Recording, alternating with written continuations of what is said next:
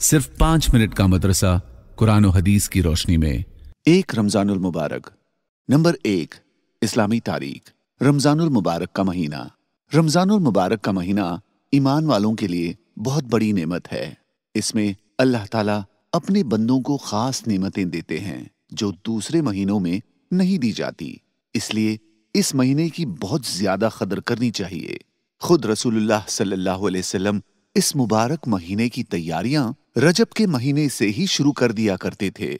رمضان المبارک میں اللہ تعالیٰ کی آخری آسمانی کتاب قرآن مجید کا نزول لوح محفوظ سے آسمان دنیا پر ہوا۔ ماہ رمضان میں اللہ تعالیٰ جنت کے دروازے کھول دیتا ہے اور جہنم کے دروازے بند کر دیتا ہے اور شیطان کو جکڑ دیتا ہے تاکہ وہ اللہ کے بندوں کو اس طرح گمراہ نہ کر سکے جس طرح عام دنوں میں کرتا ہے۔ اور یہ مہینے میں اللہ تعالیٰ خصوصی طور پر اپنے بندوں کی مغفرت کرتا ہے اور سب سے زیادہ اپنے بندوں کو جہنم سے آزادی کا انعام عطا کرتا ہے۔ رمضان المبارک کے روزے رکھنا اسلام کی بنیادی ارکان میں سے ہے۔ نبی کریم صلی اللہ علیہ وسلم نے ماہ رمضان اور اس میں کی جانے والی عبادت، روزہ، قیام، تلاوت قرآن، صدقہ، خیرات، اعتکاف، عبادت لیلۃ القدر وغیرہ کی بڑی فضیلت بیان کی ہے۔ نمبر 2، اللہ کی قدرت۔ شکل و صورت کا مختلف ہونا۔ اللہ تعالیٰ نے اپنی قدرت سے ہر انسان کے چہرے پر 2 کان، 2 آنکھیں، ناک، منہ اور ہونٹ بنائے۔ اس کے باوجود سب کی شکل و رنگ ایک دوسرے سے مختلف ہے۔ ہر ملک، خطے یا نسل کے لوگوں کی شکل و صورت دوسری جگہ کے رہنے والوں سے بالکل جدا ہے، یہاں تک کہ ایک ہی ماں باپ سے پیدا ہونے والی اولاد کے درمیان شکل و صورت اور رنگ میں بھی فرق ہوتا ہے۔ پھر مرد و عورت کی شکل و جسم کی بناوٹ بھی الگ ہوتی ہے۔ غرض انسانوں کے درمیان شکل و صورت اور رنگ و نسل کا الگ الگ ہونا اللہ کی قدرت کی عظیم نشانی ہے۔ نمبر 3، ایک فرض کے بارے میں، رمضان کے روزے۔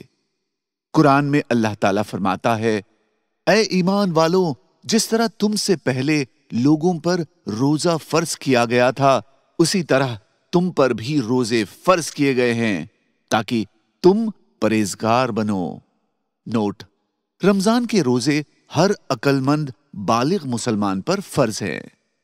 نمبر 4، ایک سنت کے بارے میں، سحری کھانا۔ ایک صحابی فرماتے ہیں کہ میں آپ صلی اللہ علیہ وسلم کی خدمت میں آیا تو دیکھا کہ آپ صلی اللہ علیہ وسلم سحری کھا رہے تھے۔ مجھے دیکھ کر آپ صلی اللہ علیہ وسلم نے فرمایا، یہ برکت کی چیز ہے، اللہ نے اس سے تم کو نوازا ہے، اس لیے تم اس کو کبھی نہ چھوڑنا۔ نمبر 5، ایک اہم عمل کی فضیلت، غریب رشتہ دار پر صدقہ کرنا۔ رسول اللہ صلی اللہ علیہ وسلم نے فرمایا، کسی غریب کو دینے سے صرف صدقے کا ثواب ملتا ہے، لیکن غریب رشتہ دار کو دینے پر دوہرا اجر ملتا ہے، ایک صدقے کا، دوسرا صلہ رحمی کا۔ نمبر 6، ایک گناہ کے بارے میں، جماعت سے نماز نہ پڑھنا۔ رسول اللہ صلی اللہ علیہ وسلم نے فرمایا، کسی بستی یا جنگل میں 3 آدمی ہو اور وہ جماعت سے نماز نہ پڑھتے ہو تو ان پر شیطان یقیناً قابو پا لے گا، لہٰذا تم جماعت کی پابندی کو لازم پکڑ لو، کیونکہ بھیڑیا اسی بھیڑ کو اپنا لقمہ بناتا ہے جو ریوڑ سے الگ رہتی ہے۔ نمبر 7، دنیا کے بارے میں، دنیا کی بہترین نعمت۔ رسول اللہ صلی اللہ علیہ وسلم نے فرمایا، جس شخص کو اچھی صورت، اچھے اخلاق اور نیک بیوی، نیز سخاوت کرنے والا دل عطا فرما دیا ہو، وہ شخص ایسا ہے گویا کہ اسے دنیا اور آخرت کی بہترین نعمت عطا فرما دی گئی ہے۔ نمبر 8، آخرت کے بارے میں، جنت کے دروازے کی چوڑائی۔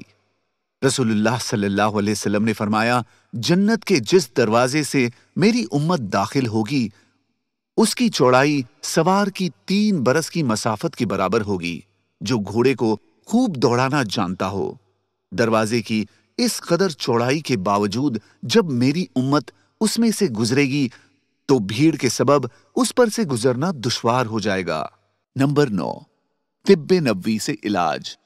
पचना, कपिंग लगाने के दिन। रसूलुल्लाह सल्लल्लाहु अलैहि वसल्लम ने फरमाया, जो पचना कपिंग लगाने के लिए चांद की 17, 19 या 21 तारीख इख्तियार करेगा, उसे हर बीमारी से निजात यानी शिफा हो जाएगी। नंबर 10, कुरान की नसीहत। रमजान के रोजे जरूर रखो।